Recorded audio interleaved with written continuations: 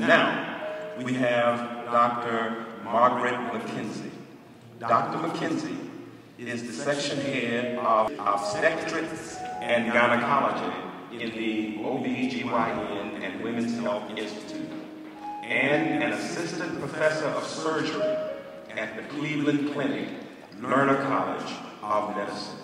As a survivor of successful long-term weight management, Dr. McKenzie is an ambassador for conversations that help women at midlife with nutrition, exercise, stress management, and maintenance of long-term weight loss. Let us now recognize and welcome Dr. Margaret McKenzie. Amen.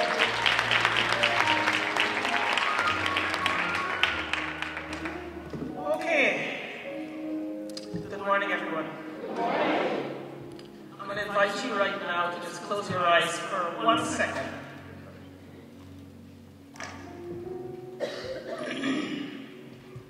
And when you open your eyes after I count to 3, I would like for you to enter the gynecologist's office. 1, 2, 3. All right. So you're in my office this morning. I had to make that switch. So thank you, first of all, Dr. Pernessa, who I just met this morning, and I will tell you, I feel as though I belong here. I couldn't get in earlier because I had a few very important presentations that I could not switch, so I didn't get it until midnight. But I'm leaving feeling as though I missed out something really big. So I'm going to start out by having you reflect on the Lord's Prayer that Bishop gave us this morning. Every patient that I've ever had, regardless of religion, or whether they believed in God, or they were Muslim or Jewish or Christian, every single person knows the Lord's Prayer. There's a reason for that. And I'm going to reflect on a few parts of the Lord's Prayer that's really critical for what we're going to talk about today. I grew up in Georgetown, Guyana. Just celebrated my 58th birthday a week ago today. And thank you. And I grew up in Georgetown. If there's anyone in the room from Georgetown, you'd know it's a very prudish country. So nobody talks to you about your period, nobody talks about sex. It's just taboo. People are uncomfortable talking about it. And then I grew up in the church. AME, St. Peter's AME Church in Queenstown, Georgetown. As a teen, I was in the teen group, and one of the teens got pregnant. And everyone was silent. Nobody spoke about it, not once.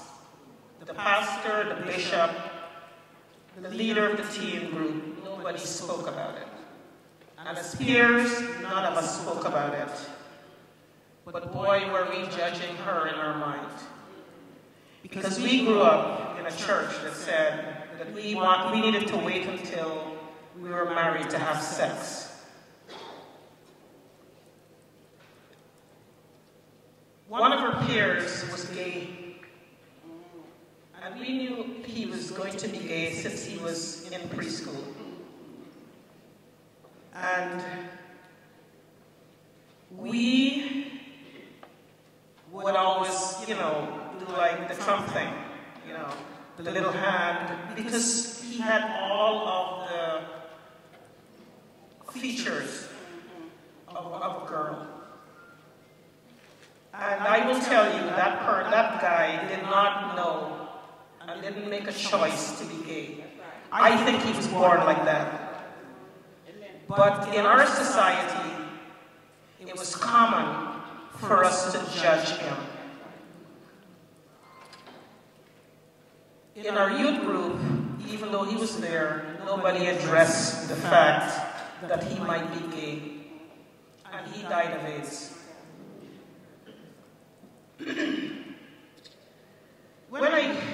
18 years old, I left and I came to the U.S. to study.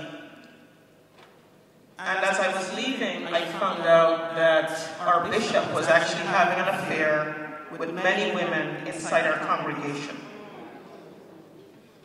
And nobody spoke about it.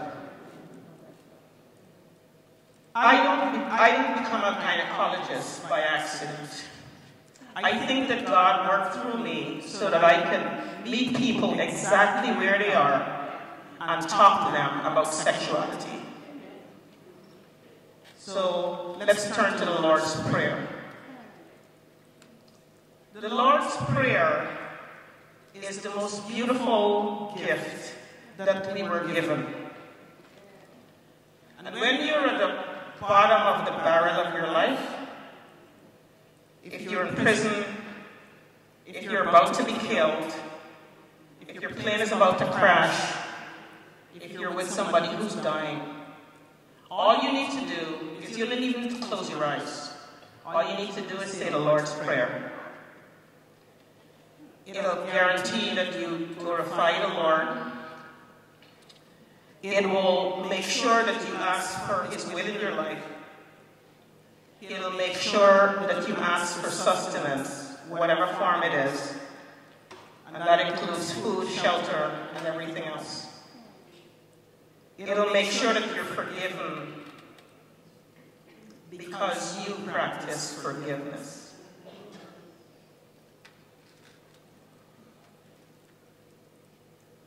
In our churches today and in society today, we have to learn how to survive and thrive.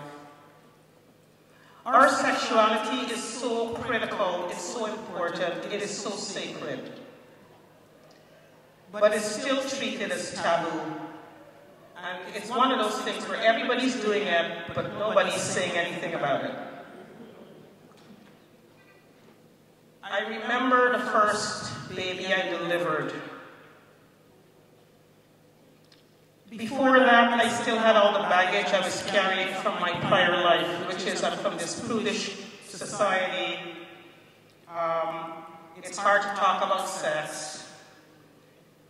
When my first day I walked into medical school, that first week, you know, you come to medical school because you want to take care of people and you want to get well. Who was my first professor? Dr. William Masters from Masters and Johnson. This is at Washington University in St. Louis. And he was a very distinguished gentleman, bow tie, short buzz cut hair, that's all white, looks like somebody's grandfather. And he introduced us on how to take a sexual history. And I remember sinking down into my chair. It was one of those big auditoriums. And I remember just sinking down in my chair as he started to use all of the street terms to describe all parts of the body. But you know, the gift that I got from that is that I learned how to take a sexual history from any person, anywhere. I don't mince words, and I'm very open. And I invite patients to talk about all the taboo topics. In the church, we're dealing with infidelity. We're dealing with lost partners, incest, intimate partner violence. We have to talk about it. We can no longer be silent about it.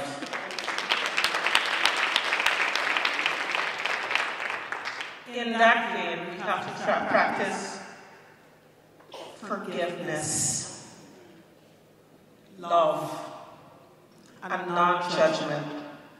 Because Jesus walked in our shoes so he can get a taste of temptation. He knows we're human, that's why he came. And so the bottom line is, you need to just make sure that you're praying and asking for forgiveness. But please don't be silent. So when I think about sexuality, I think about mind, body, soul, and embedded within mind, I think about emotional health, which was so brilliantly spoken of today. The first question you have to ask yourself is how do I personally feel about the act of sex and my sexuality? Am I practicing self-love? Do I love myself, or I'm looking for somebody else to love me more than I love myself? Am I grateful for the fact that I was born into this female body because that's God's gift? And when we engage in sexual relationships and talking about our sexuality, we need to ask whether it's congruent with our values. Are we carrying around anger? Are we carrying around grief? Etc. What's the quality of the relationship that we want? Do you want a respectful relationship? Is communication important? Do you want to be honest with one another? Do you want to forgive? So sexuality is really not simple. It's very complex, but important. And after I delivered that first baby, it made me realize that sexuality is a gift from God. A sperm has no eyes, no brain, no hands, no feet. An egg is just one cell. There are no brains. All they've got is a little bit of DNA, you know, that material that carries the code from each parent. And yet, in every species, day after day, it is orchestrated in perfection, where they get together, and then this happens. And when you have somebody who walks in the door who can't get pregnant, and you can try every trick in the book, and you can't do it in spite of your skill, it makes you realize that it's a miracle that we can actually get pregnant, have a baby, and 99% of the time, even if there's something wrong with the heart of the baby, or something's wrong with the brain, the heart is never coming through the foot, ever. It'll be in this spot, even though something is wrong with it. The brain never comes out of the foot, ever. So if there's something wrong with the brain, it's here. Miracle. And after you deliver a baby, you can't help but know that God exists.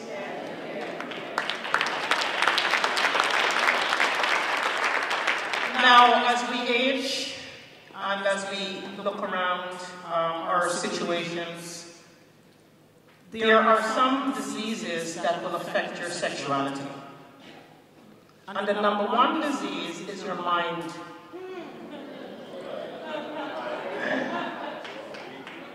So we bring baggage with us.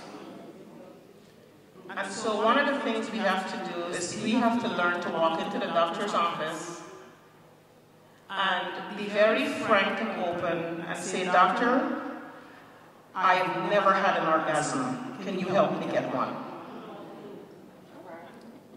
You know, before I came up here, I actually said the meditation prayer, okay?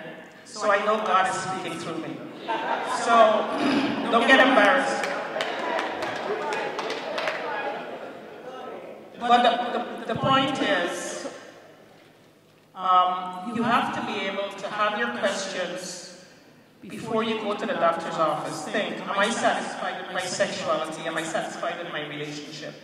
My husband just had an affair. I don't want to have sex with him. What should we do? My husband can't get an erection. What should I do? He's got prostate cancer. What should we do? I'm on an antidepressant. I have no sex drive. Doctor, can you help me? I have arthritis. I can't really change positions. Can you help me? I'm on steroids because I have MS. Doctor, can you help me? I have breast cancer. I can't take estrogen, but I'm menopausal. Sex hurts. Doctor, can you help me? Doctor, I have had a sexually transmitted disease. Can you help me? Doctor, I'm having bleeding after sex. Can you help me? There are many patients who will walk into the office and never say a word unless you ask them.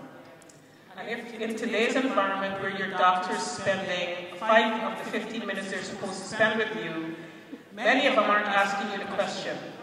You've got to empower yourself and be bold and ask God to help you to frame it in a way that's congruent with the way that you want to talk to your doctor so that you can ask these pesky, hard questions. Because they are important. Because your sexuality is a gift. You don't realize that your sexuality is a gift until it no longer exists.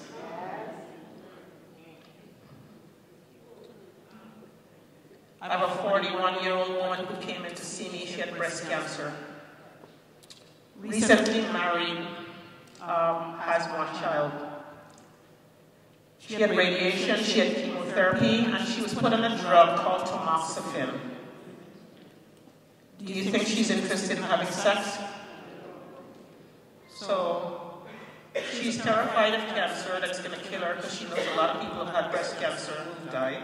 By the way, there are probably more survivors of breast cancer than people who died, just to let you know. But the problem is that if you've got a cancer that is estrogen dependent, they'll take you off of estrogen and they'll do things to block the effect of estrogen in your body. And the number 1 symptom we have is vaginal dryness. And nobody wants to have sex with a dry vagina. The other part is, it also interferes with your ovaries, the function of your ovaries if you've had radiation or chemotherapy. And what happens is when they shut down, you're not making hormones, so you don't have any sex drive either. The other part is, as we get older in our relationships, foreplay is not like at the beginning of a relationship. And you need foreplay in order to get your body ready for sex. Pardon me, Bishop? But the point is, if you come to the doctor and you put it on the table, that doctor has to help you. But if that doctor doesn't help you, go find another doctor who will help you. A 57-year-old postmenopausal woman came to see me, and she said to me, we talked about the human papillomavirus. That's the virus that's been linked to causing cervical cancer. And in fact, we are now vaccinating young people, boys and girls, between the ages of 9 and 25, the recommendations for vaccination. Now, at the Cleveland Clinic this month, we're starting a trial for a vaccination for breast cancer. Clinical trial, first phase. How many people are interested in getting that vaccine? Show me your hands. Okay. Well, I'll tell you what. Whenever that vaccination has been cleared by the FDA, I'm going to be the first person in line to get that vaccination.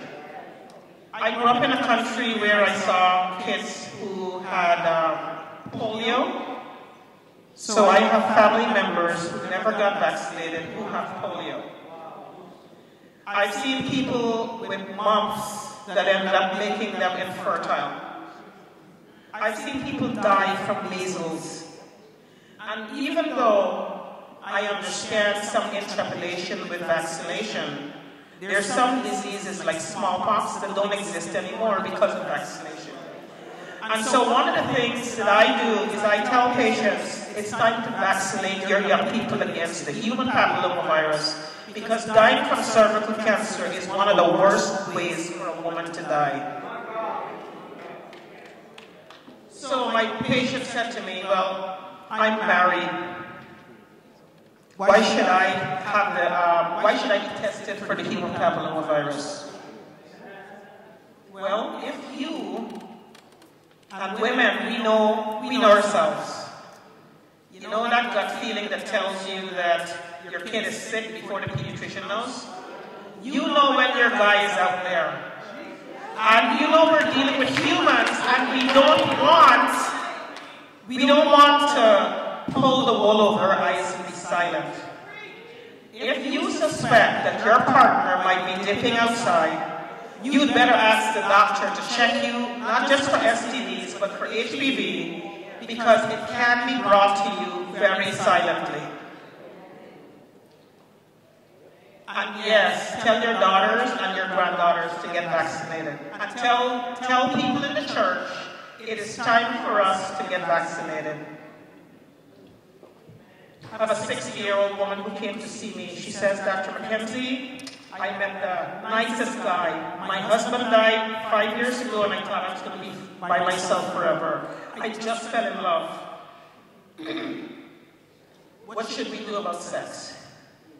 Well, the message would be, you and your new husband-to-be need to come to my office and get your blood drawn for HIV, hepatitis C.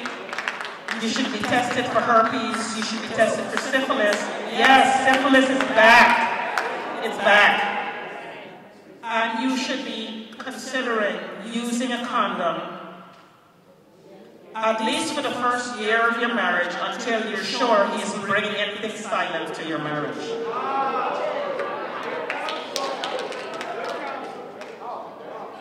I have a 34-year-old woman who came to see me.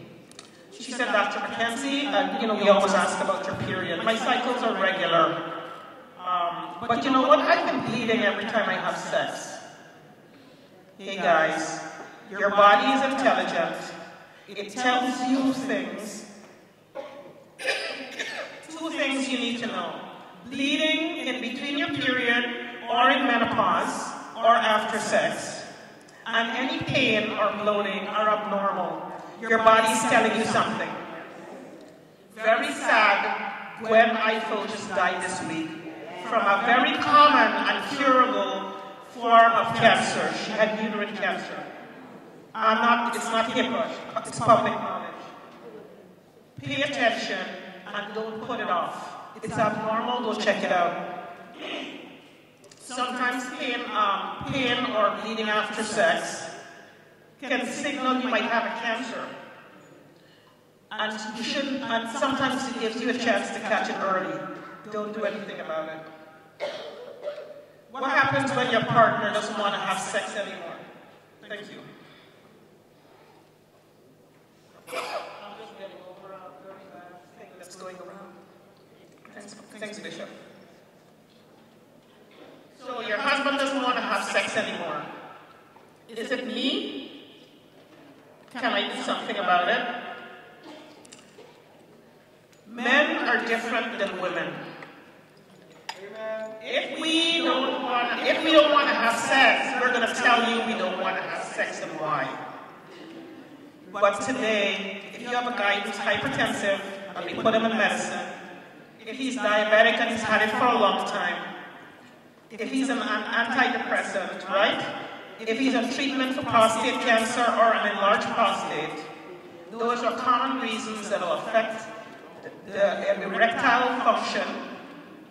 The country's become quite bold, and it's on TV, Cialis, Viagra, etc. But do you notice what people from the church do when they're at your house and those commercials come on?